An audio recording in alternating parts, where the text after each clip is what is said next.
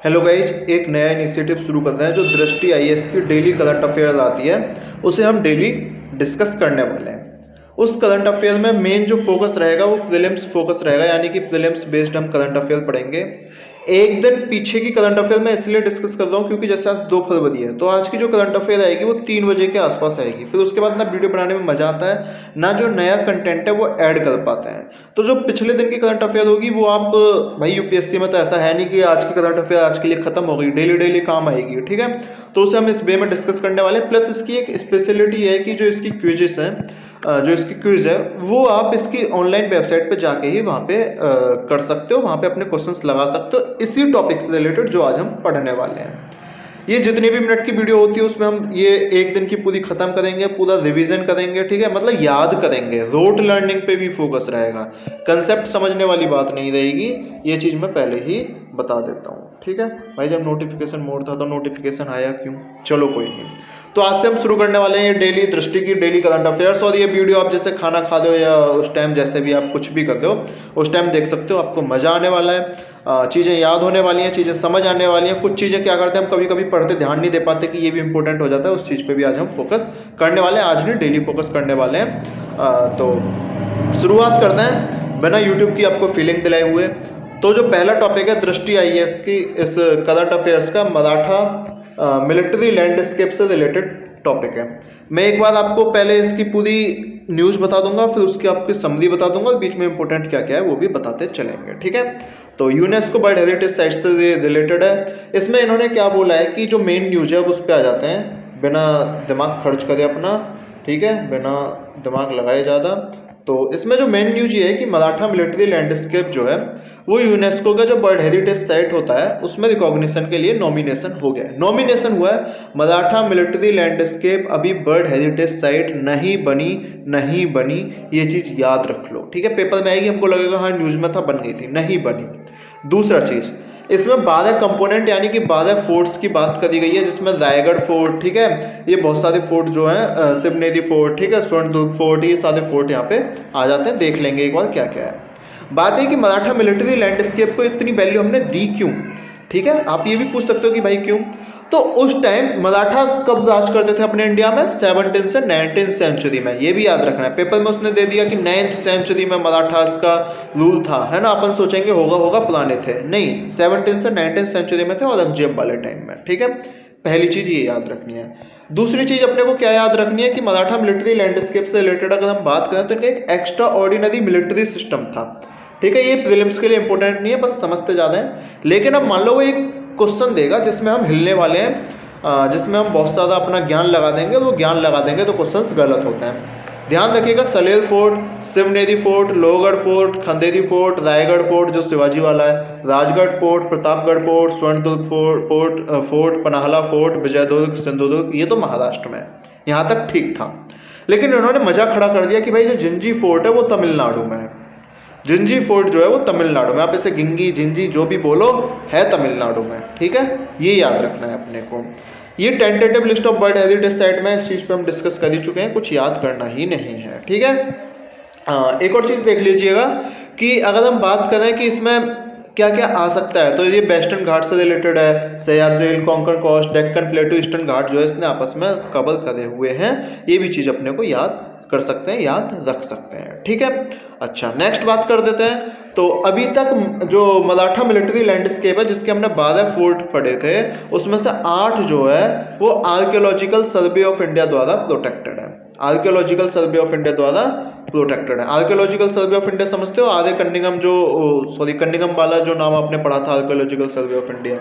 कौन कौन से हैं इंपोर्टेंट नहीं है, याद नहीं करने, बस एक बार नजर घुमा लो, कभी जिंदगी में याद रह जाए तो ठीक है, वरना कोई जरूरी नहीं है। शिवनेरी, लोहगढ़, रायगढ़, स्वर्णदुर्ग, पन्हाला, विजयदुर्ग, सिंधुदुर्ग और जिंजी, बस याद रख लो। जिंजी फोर्ट कहाँ पे है, तमिलनाडु में। तमिलनाडु में क्या Maratha military landscape world heritage site है, वर्ल्ड हेरिटेज साइट है तो अभी नहीं है, क्या है फिर वो टेंटेटिव लिस्ट में है, क्या है फिर वो टेंटेटिव लिस्ट में है, ठीक है। टोटल कितने फोर्ट है उसके, मराठा मिलिट्री लैंडस्केप के टोटल कितने फोर्ट है, 12 फोर्ट है, ठीक है।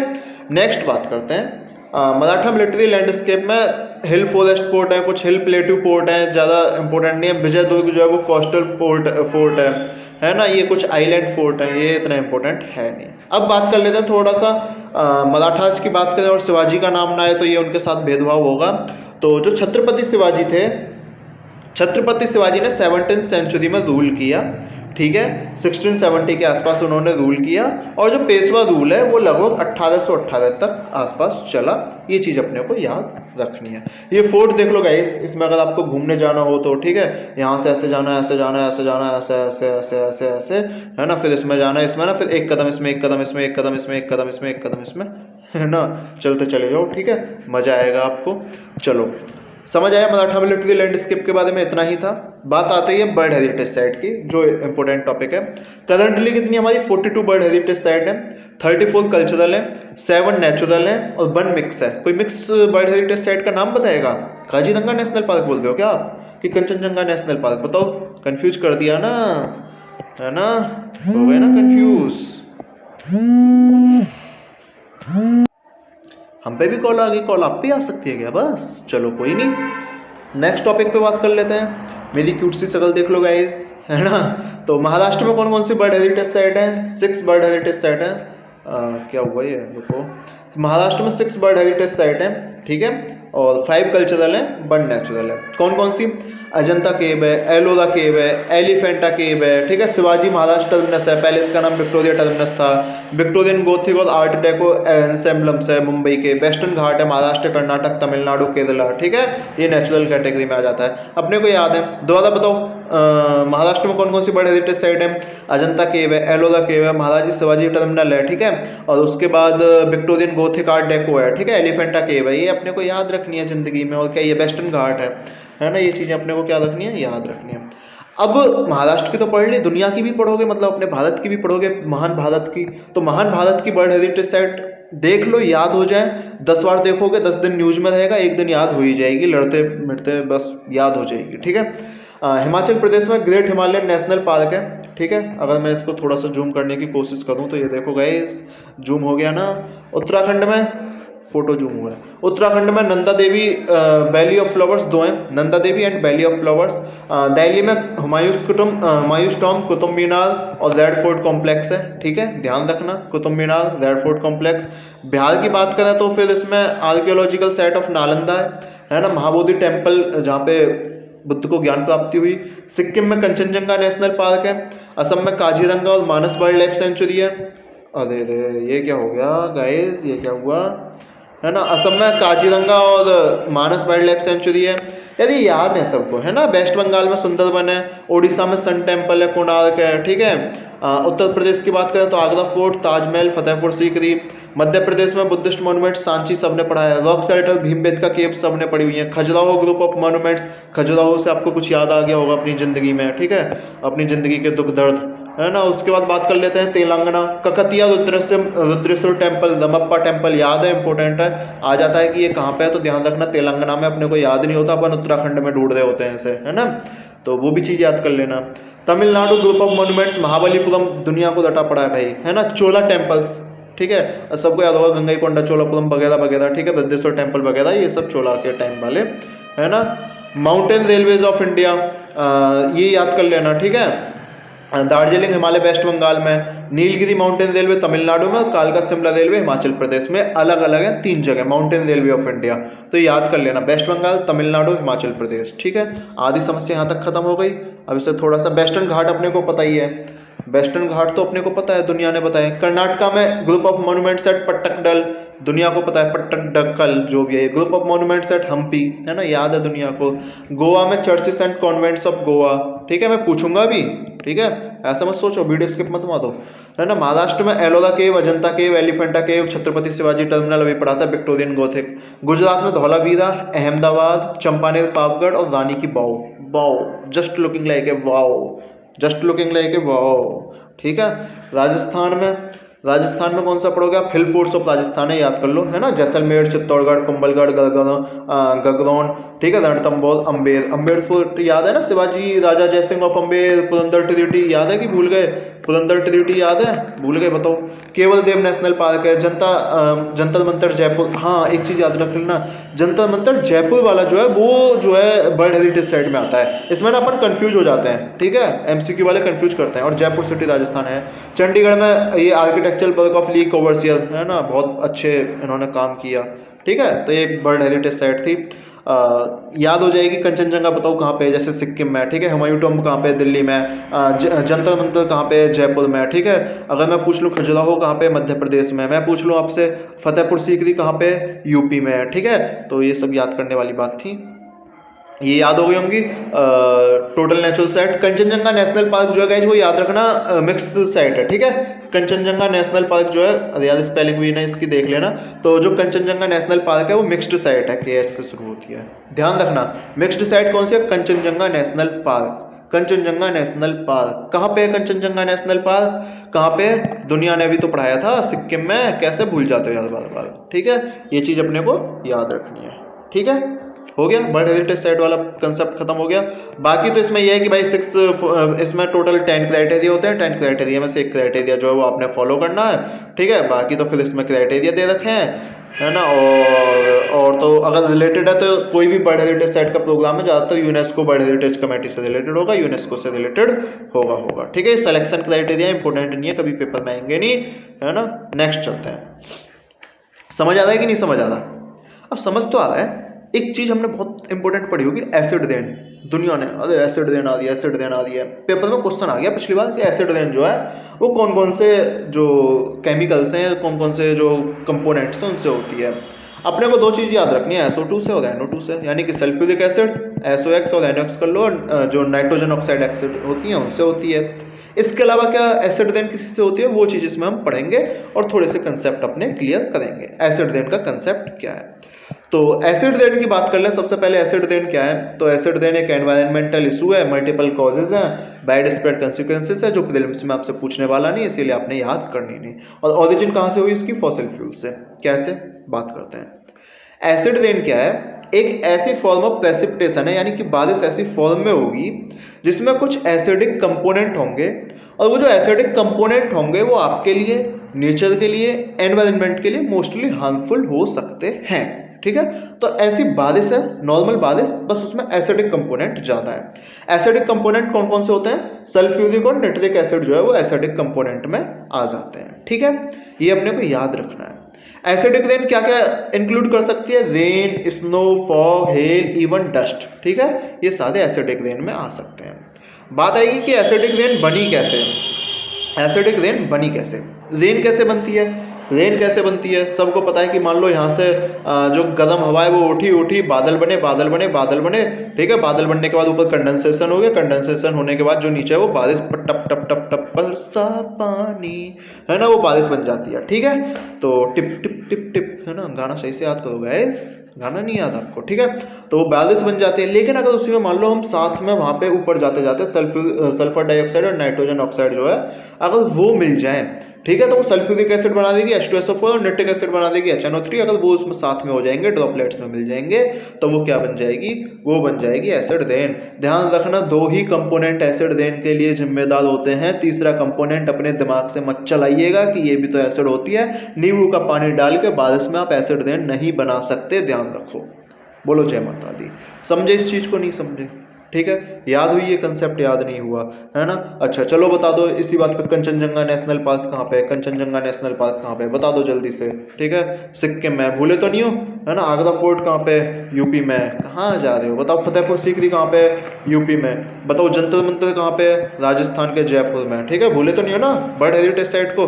अपने इंडिया में कितनी वर्ल्ड हेरिटेज साइट है इस समय, बताओ 42, ठीक है। हाँ बस अब करो एसिड रेन याद, है ना, बहुत एसिड रेन में दिमाग चला रहे थे। चलो सॉरी, ठीक है, मजे ले लो यार। एसिड रेन की बात कर लेते हैं। तो H2SO4, HNO3 यानी कि सल्फ्यूरिक एसिड और नाइट्रिक एसिड जो है वो एसिड रेन के लिए मेन कंपोनेंट होंगे, ध्यान रखना है। एसिड रेन का जो पीएच है वो वैल्यू, एसिड का पीएच वैल्यू मतलब 7 से कम होता है। ये अगर 7 न्यूट्रल है तो 7 से ज़्यादा बेस बन जाता है पीएच वैल्यू में, 7 से अगर 14 तक है और 0 से 7 तक है तो वो क्या बन जाता है, वो एसिड बन जाता है। यानी कि एसिड रेन का मतलब पीएच वैल्यू तो 7 से कम होगी। अब ये स्टेट पीसीएस वाले का क्या करते हैं, इस क्वेश्चन को ना बना के दे देते हैं कि pH value of acid rain will be 8। हम करते हैं हाँ हाँ सही बात है, नहीं सही बात, ठीक है। तो जो इसकी पीएच वैल्यू होती है एसिड रेन की वो 4.2 से 4.4 होती है, जो ज़्यादा एसिडिक बना देती है, जबकि नॉर्मल की 5.6 के आसपास होती है। समझ गए नहीं समझे? अरे वाह, ये भी दे रखा है इसमें, ठीक है, देख लो इसे भी यार। ये न्यूट्रल वाला है, साथ वाटर जो है वो न्यूट्रल होता है। Milk, coffee, Cola, vinegar, lemon juice, battery acid, ये सारे एसिड है। मिल्क एसिड में आता है, मिल्क एसिड में आता है मिल्क, दूध, दूध पी लो, किसका, गाय का, है ना, गलत मत समझो, ठीक है, मिल्क एसिड में आता है। बेकिंग सोडा, सी वाटर, सोप, अमोनिया, लाई, ये सब किस में आते हैं, बेसिस में, ठीक है, ये सब किस में आते हैं, बेस में। याद हो जाएगा, ये चीज़ याद पड़ी है दुनिया ने, ठीक है। Lemon juice, vinegar, Cola, coffee, कुछ कंसेप्ट इसमें ज़्यादा खास है नहीं।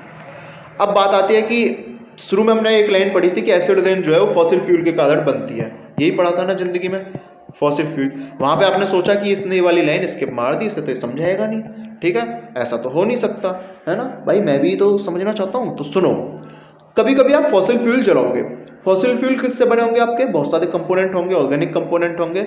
जब उस फॉसिल फ्यूल को आप जलाओगे तो उसमें से कुछ सल्फर, कुछ नाइट्रोजन ऑक्साइड्स रिलीज होंगे, ठीक है, रिलीज हो गए, इतना तो आप मान सकते हो। फॉसिल फ्यूल दबे पड़े थे, उनमें सल्फर, नाइट्रोजन ऑक्साइड। अब जब वो एनवायरनमेंट में रिलीज हो गए, जब आपने जला दिए, तो वो एनवायरनमेंट के साथ रिएक्शन करेंगे।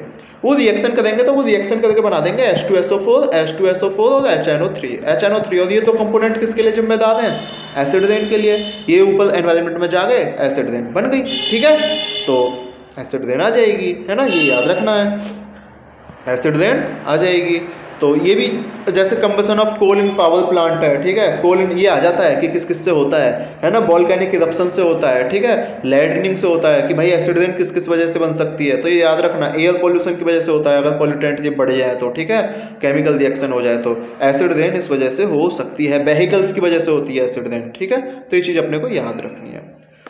एसिड रेन के टाइप क्या क्या है ना भाई, मैं 4 बार बता चुका हूँ। एसिड रेन अब तक H2SO4 और HNO3 की वजह से होती है, वेहिकुलर एमिशन की वजह से होती है, एनवायरनमेंट पॉल्यूशन की, एयर पॉल्यूशन की वजह से होती है, फॉसिल फ्यूल के जलने की वजह से होती है। इन सब की वजह से क्या होती है, एसिड रेन होती है। समझो समझो समझो, तुम ही समझो, ठीक है, एसिड रेन होती है। समझ रहे हो, नहीं समझ रहे, समझो इस चीज को, देखो अबे पेन मार्कर का ही है, ठीक है ना, क्या ही समझ लेते हो तुम लोग, ठीक है। तो form of acid rain deposition क्या है, बेड डिपोजिशन की बात करें तो भाई आई, बारिश आई, रेन आई, ठीक है, ग्राउंड में मिक्स हो गई, बात खत्म हो गई। ड्राई डिपोजिशन की बात करें तो कुछ जैसा भी हमने बताया था, जो हवा होती है, धूल होती है, उसमें भी एसिडिक पार्टिकल्स होते हैं, ठीक है, वो डिपोजिट हो जाएंगे सरफेस पे, बारिश आएगी फिर उनको ले जाएगी खींच के, फिर वो पानी में मिल जाएंगे, ऐसे आ सकता है। इंपॉर्टेंट नहीं है इतना, बस याद रखना कि हाँ दोनों में होता है, ठीक है। एसिड रेन का इम्पैक्ट क्या होगा, पेपर में आ सकता है, 1 लाइनर, 2 लाइनर, असर्शन, रीजन, कैसे भी। सबसे पहले तो बोलो एक्वेटिक लाइफ पे असर पड़ेगा, ठीक है। यानी कि एक्वेटिक लाइफ पे, जैसे वाटर बॉडीज अगर एसिडिक हो जाएंगी तो उसमें जो मछली हैं, उसके जो एनिमल जो उसमें, मतलब क्या, जो उसमें अंदर एनिमल रह रहे हैं, ठीक है, उनके लिए दिक्कत हो जाएगी, उनकी रिप्रोडक्टिव पॉलिसी नहीं, ठीक है, उनकी रिप्रोडक्टिव पैटर्न या जो फिश पॉपुलेशन वगैरह या जो उनका हैबिटेट है वो कहीं ना कहीं बेकार हो जाएगा, उस वजह से उन पर इफेक्ट पड़ जाएगा। नेक्स्ट स्पीसीज डिस्ट्रीब्यूशन वगैरह, मैराइन वगैरह मैंने बता दी, कोरल रीफ वगैरह, इन सब पे दिक्कत आ जाएगी। फिजिकल इंफ्रास्ट्रक्चर पे क्या दिक्कत पड़ता है, ताजमहल पड़ा लाल से क्या है, सफेद से काला, है ना, ये ऐसी ऐसी चीजें जो होती हैं, या येलोइस, पीला पीला, है ना, तो वो कहीं ना कहीं सल्फ्यूरिक एसिड रिएक्शन वजह से, मतलब जो फिजिकल इंफ्रास्ट्रक्चर है उस पर दिक्कत आ जाती है, कोरोजन हो जाता है, एसिडिटी हो जाती है, जो आपके चमकीले चमकीले घर हैं वो बेकार हो जाते हैं। ये चीज अपने को याद रखनी है। एसिड रेन को खत्म कैसे करोगे, एसिड रेन को खत्म कैसे करोगे, अगर एसिड रेन सल्फर की वजह से हो रही है, सल्फर की वजह से हो रही है, तो आप क्या करोगे, डीसल्फराइजेशन कर दोगे, डीसल्फराइजेशन कर दोगे, यही करोगे ना, ठीक है। तो एक फ्लू गैस डीसल्फराइजेशन होता है। फ्लू गैस डीसल्फराइजेशन जो है वो कोल पावर प्लांट में होता है, और वो इसलिए होता है कि आपने सल्फर डाइऑक्साइड जो है उसका एमिशन कम करना है, उसका एमिशन कम करना है, उसका एमिशन कम करना है, ठीक है। लेकिन पेपर में ये तो आया नहीं, पेपर में आ गया कि GRAP recently seen in news is related to, है ना, GRAP recently seen in news is related to, यानी कि graded action response action plan seen in news is related to. बताओ अब किससे रिलेटेड है। तो ये जो एयर क्वालिटी है दिल्ली एनसीआर में, उसकी जो डिटेरियोरेशन हो रही है, उस एयर क्वालिटी को अच्छा प्योर बनाने के पर्सपेक्टिव में एक हमने प्लान चलाया, सुप्रीम कोर्ट ने अप्रूव किया, और जिसका नाम है graded response action plan. Graded response action plan आपने सुना होगा ना, कि पहले स्कूल बंद करेंगे, फिर इंडस्ट्री बंद करेंगे, फिर ऑड इवन लागू करेंगे, ऐसा ऐसा कुछ है। तो वो एक जब थ्रेशोल्ड पे पहुंच जाता है तो एक इमरजेंसी मेजर की लिस्ट होती है जो ग्रेडेड रिस्पॉन्स एक्शन प्लान के अंतर्गत आ जाती है। ठीक है। BS6 व्हीकल्स क्या होता है। BS6 व्हीकल्स आपने पढ़ा होगा कि जो एक पॉल्यूशन कम करने के लिए एक नया कंसेप्ट लाया गया है, BS6 व्हीकल। एक इंजन का ये मतलब नए टाइप के जो व्हीकल्स आ रहे हैं वो सारे BS6 व्हीकल्स आ रहे हैं, वो जो पॉल्यूशन है वो कम करते हैं। ठीक है। तो BS6 व्हीकल्स याद कर सकते हैं हम सीधे BS4 से, एक चीज याद रखना, हम सीधे BS4 से BS6 पे जो है वो एकदम जंप मार गए। तो क्यों, एनवायरनमेंट कंसर्न की वजह से, ये चीज अपने को याद रखनी है। ठीक है। New commission for air quality management है। Air quality weather and forecasting research, सफल किससे रिलेटेड है, एयर क्वालिटी से, है ना। सफल वो सफर नहीं जो तुम आजकल सफल कर रहे हो। ठीक है। ये सफल अलग सफल है। नेशनल एयर क्वालिटी इंडेक्स है। Air prevention and control of pollution act 1981 है। इतना ज्यादा है नहीं कुछ खास। ठीक है। जब आएगा न्यूज में जब पढ़ लेंगे। इंटरनेशनल कॉपरेशन, भाई याद कर लो, याद होता है acid deposition monitoring network in East Asia, कोई ज्यादा इंपॉर्टेंट है नहीं, स्टेसिया के नाम से छोड़ो। एसिड बेस में डिफरेंस क्या है, अरे यार सबको पता है, एक H पॉजिटिव आयन होता है, इसमें एक H पॉजिटिव आयन जो है वो एक्सेप्ट करता है। ठीक है। ये डोनेट करता है। Less than 7 pH value, greater than 7 pH value, H positive ion मिलेंगे, OH नेगेटिव आयन मिलेंगे। टेस्ट जो है वो इसका खारा सोल, इसका बिटर होता है थोड़ा सा। ठीक है। फील ऑन स्किन, अगर आपकी स्किन पे एसिड आएगा तो निश्चित रूप से दिक्कत, दुख दर्द समस्या तो होंगी। ये है कि हाँ साबुन जैसी फीलिंग आ जाएगी। HCl सल्फ्यूरिक एसिड है, सोडियम हाइड्रोक्साइड और पोटेशियम हाइड्रोक्साइड, ये सारे बेसिस हैं। ठीक है। तो ये था एसिड रेन का कंसेप्ट। कुछ और ज्यादा समझना है तो बस SO2 NO2 एक बार रिवीजन कर लो जस्ट, है ना, एसिड रेन के बारे में। भाई पेपर में आता है एसिड रेन, इंपॉर्टेंट है, समझो इस चीज को। तो सल्फ्यूरिक एसिड नाइट्रिक एसिड की वजह से होता है। SO2 NO2 emission, industrial activities, burning of biomass, volcanic eruption, transport emission, formation of acid precursor in atmosphere, इन सब की वजह से होता है। बैड डिपोजिशन, ड्राई डिपोजिशन होता है। ठीक है। बाकी तो इसमें सब कुछ 3-5 है ना। बाकी तो इसमें सब कुछ 3-5 है, बाकी तो इसमें कुछ इंपॉर्टेंट नहीं है। बस याद कर लेना, अगर ये याद करो तो, कि भाई ये गॉथनबर्ग प्रोटोकॉल किससे रिलेटेड है ना। तो ये बाइंडिंग एग्रीमेंट है, और जो एक पर्टिकुलेट मैटर है PM मैटर जो होते हैं उनसे रिलेटेड है ये। ठीक है। इंपॉर्टेंट इससे ज्यादा है भी नहीं। देखो आपको क्वेश्चंस दिखाता हूँ, आपने आंसर तो देखा नहीं होगा। Why is there concern about copper smelting plant, they may release lethal qualities of carbon monoxide into environment, the copper select can leach off some heavy metals into environment, they may release sulphur dioxide as a pollutant, है ना। अब आपने बताना है कि इसमें कौन सा आंसर सही है, कौन सा आंसर सही है, बताओ। 2 और 3 सही है। ठीक है। कार्बन मोनोऑक्साइड नहीं निकलती। ठीक है। ये याद रख लेना है बस, है ना, कर भी सकते थे इसे आप आराम से। ये PYQ यार देख लेना। ठीक है। PYQ में मैं क्या ही करूँ इसका। नेक्स्ट चलते हैं। ये क्विज देखो, क्वेश्चन ना मैं स्किप नहीं करता, है ना। जब आप क्विज में जाओगे ना, ये सारे क्वेश्चंस आपको वहां पे मिल जाएंगे, आप वहां पे अटेम्प्ट करो। मैं यहाँ पे बता दूंगा ना, फिर भूल जाओगे। हम क्या होता है, PYQ हमने 50 बार कर लिए होते हैं, 50 बार तो नहीं करे होते, 10 बार तो कम से कम कर लिए होते हैं, और उसके बाद भी PYQ गलत हो रहे होते हैं। पता है रीजन क्या है, वो हमने क्विज फॉर्म में नहीं करे, हमने पढ़े। ठीक है। पढ़ने की वजह से PYQ में हो जाती है गलतियां। ठीक है। तो PYQ में मेरा मानना है कि आप उसे दूसरी फॉर्म में करो, आप उसे क्विज फॉर्म में करो, आपको याद रहेगी। Radio active discharge from nuclear plant, सबको पता है न्यूक्लियर प्लांट है तो रेडियो एक्टिव डिस्चार्ज तो होगा ही होगा। ठीक है। रेडियो एक्टिव डिस्चार्ज होगा तो वो दिक्कत तो देगा ही देगा। तो ये ध्यान रखना है कि रेडियो एक्टिव डिस्चार्ज जो है न्यूज में किस लिए है, कि भाभा एटॉमिक रिसर्च सेंटर ने बताया है कि भाई अब जो रेडियो एटॉमिक डिस्चार्ज है वो थोड़ा सा कम हो गया है, वो थोड़ा सा कम हो गया है। ठीक है। तो रेडियो एक्टिव एलिमेंट क्या होते हैं, जो एक आराम से अपनी कुछ एमिट करते रहते हैं, रेडियो एक्टिविटी एलिमेंट्स। ठीक है। जो रेज जो है वो एमिट करते रहते हैं, तो वो रेडियो एक्टिव एलिमेंट हो जाते हैं। अब रीजन है ही नहीं भाई, जब कम हो रहा है तो दिक्कत क्यों ले रहे हो, बताओ क्या दुख दर्द समस्या है, तो ये अपने को याद रखना है। ठीक है। और देख लो यार, इसमें यह है कि भाई 5 न्यूक्लियर पावर प्लांट पे, 5 किलोमीटर न्यूक्लियर पावर प्लांट के आसपास देखा कि क्या फर्क पड़ा है, क्या नहीं फर्क पड़ा। तो कुछ गैसेस थी, अब उससे आपको ये भी याद हो जाएगा कौन सी रेडियो एक्टिव न्यूक्लियर गैस है, तो fission product noble gas like argon, radioiodine, है ना, particulate radionuclides, cobalt, strontium, calcium, tritium, ये गैसेस वेस्ट थी जिनको पढ़ा गया है। ठीक है, तो याद कर सकते हैं आप कि भाई इनका कंसंट्रेशन क्या है, कम है कि ज़्यादा है। तो ध्यान रखना है बस कि कम हो रहा है, ध्यान रखना है कि बस कम हो रहा है। ठीक है, रेडियो एक्टिव एलिमेंट से बात कर लेते हैं। भाभा एटॉमिक रिसर्च सेंटर क्या है? इंडिया का न्यूक्लियर रिसर्च फैसिलिटी है, मुंबई महाराष्ट्र में है, मल्टी डिसिप्लिनरी रिसर्च सेंटर है, कुछ ज़्यादा इंपॉर्टेंट है नहीं, 0 नंबर ले लो तुम। ठीक है, मिनिमल एनवायरमेंट इम्पैक्ट है, जब कम जो रेडियो एक्टिव एलिमेंट है उसका डिके सॉरी उसका जो एक एनवायरमेंट में कम जाना हो रहा है, डिस्चार्ज कम हो रहा है, मिनिमल हो चुका है, तो एनवायरमेंट को तो फायदा मिलेगा ही मिलेगा। ठीक है, type of radio active discharge क्या हो सकते हैं? जैसे कि गैसेस बेस्ड होते हैं, कुछ गैसेस बेस्ड है ना, जैसे अभी बात करी आर्गन, ध्यान रखो गैसेस बेस्ड किससे रिलेटेड है? आर्गन किससे रिलेटेड है? रेडियो एक्टिव एलिमेंट से। रेडियो आयोडीन है ना, रेडियो न्यूक्लाइड से, जैसे कोबाल्ट, स्ट्रोंटियम, कैल्शियम, ट्रिटियम, ये सारे इससे रिलेटेड हैं। तो ये कम हो गए कहीं ना कहीं, इनकी जो मात्रा है वो कम हो गई। इतनी इंपॉर्टेंट न्यूज है नहीं, थोड़ी सी आप स्किप मार सकते हो। एयर पार्टिकुलेट क्या होता है? जो पार्टिकुलेट 7 न्यूक्लियर प्लांट है, लेस देन 0.1 मेगा न्यूक्लियर पर क्यूबिक मीटर, इतना कुछ नहीं आता। ठीक है, और ये तो मेरे यहाँ का है, Naroda atomic power station UP का, इसकी हाईएस्ट मैक्सिमम वैल्यू है, तो ये हाईएस्ट एटमॉस्फेरिक डस्ट लोड करता है। ठीक है, अरे कैसे करता है, मैं आपको एक चीज बताऊं, कभी आपने वोल्केनो देखा एकदम बड़ा, है ना, उसमें से बहुत सारी ऐश निकलती है, डस्ट निकलती है, ठीक है, वो राख निकलती है। ठीक है, तो वो भी तो गैस में ही, वो गैस की फॉर्म में जमा हो जाती है ना, फिर वो रेडियो एक्टिव एलिमेंट अगर उसमें कुछ शामिल हुआ है तो वो दिक्कत दे सकता है। ऐसे जब न्यूक्लियर पावर प्लांट है उसमें कुछ फिजन फ्यूजन होता होगा, कुछ एनर्जी निकलती होगी, कुछ एनर्जी देते होंगे, तो उसकी वजह से बहुत सारी गैस एमिट होगी। उस गैस को तो आप कैप्चर कर नहीं सकते, उस गैस का क्या कर सकते हो, कंट्रोल कर सकते हो। वो गैस कम होगी, गैस कम होगी तो निश्चित रूप से एनवायरमेंट में कम जाएगी, एनवायरमेंट में कम जाएगी तो आपको कम नुकसान होगा, आपको कम नुकसान होगा, आपके बच्चों को कम नुकसान होगा, आपके बच्चों को कम नुकसान होगा तो आपके जो आने वाली पीढ़ी है उसको कम नुकसान होगा, जो आने वाली पीढ़ी है उसको कम नुकसान होगा, तो कुछ नहीं होगा, आप आईएएस बन चुके होगे। फिर इसीलिए आप नेक्स्ट इन्फॉर्मेशन पढ़ लो, है ना, ज़्यादा दिमाग खराब मत करो।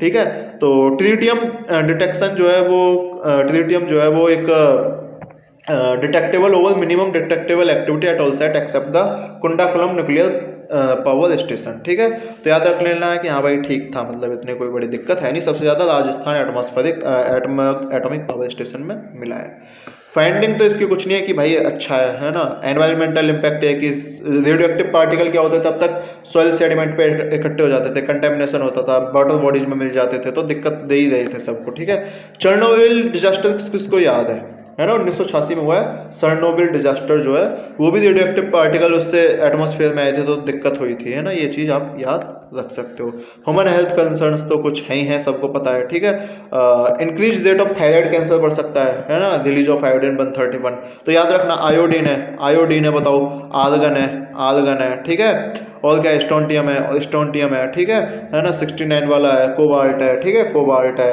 तो ये सारे क्या है, बताओ जल्दी बताओ क्या है ये सारे? अरे ये सारे वही हैं, रेडियो एक्टिव एलिमेंट है। ठीक है, लॉन्ग टर्म हेल्थ रिस्क हो जाता है, impact on agriculture food chain, यार ये सबको पता है, इसमें ना कुछ ज़्यादा दिमाग मत लगाओ। आगे चलो आगे 3 माइल अगर आ जाए कहीं एक्सीडेंट, किससे रिलेटेड है तो ध्यान रखना, ये एटॉमिक पावर प्लांट से रिलेटेड है, atomic accident radio active element से रिलेटेड है। इंटरनेशनल कन्वेंशन हुई है क्या कोई? तो convention early notification nuclear accident 1986 में अडॉप्टेड हुई। इंटरनेशनल एटॉमिक एनर्जी ही काम करती है इस पे ज़्यादातर, वही बोलते हैं कि भाई तुम ये चीज़ कम करो। कन्वेंशन ऑन न्यूक्लियर सेफ्टी, ध्यान रखना, लीगली बाइंडिंग ट्रीटी है, 1994 में एक्सेप्ट हुई है, न्यूक्लियर सेफ्टी पे काम करती है। यूरोपियन यूनियन ने भी बोला है कि रेडियोएक्टिव वेस्ट और स्पेंट फ्यूल मैनेजमेंट जो है उस पर काम करो, उसे कम करो। इंडिया के क्या इनिशिएटिव है? तो एटॉमिक एनर्जी रेगुलेटरी बोर्ड है। ठीक है, atomic energy regulatory board, environment impact assessment है, एफ्लुएंट ट्रीटमेंट एंड डायल्यूशन है, कुछ ज़्यादा इंपॉर्टेंट है नहीं, बकवास न्यूज़ दे रखी है सारी। नेक्स्ट चलते हैं, फिर नेक्स्ट न्यूज़ पे। खत्म हो गई क्या? पीडीएफ की आना बंद हो गई।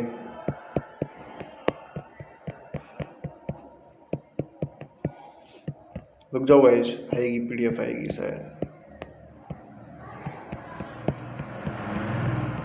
खत्म आज की न्यूज, खत्म आज की न्यूज। हाँ यार, खत्म हो गई भाई।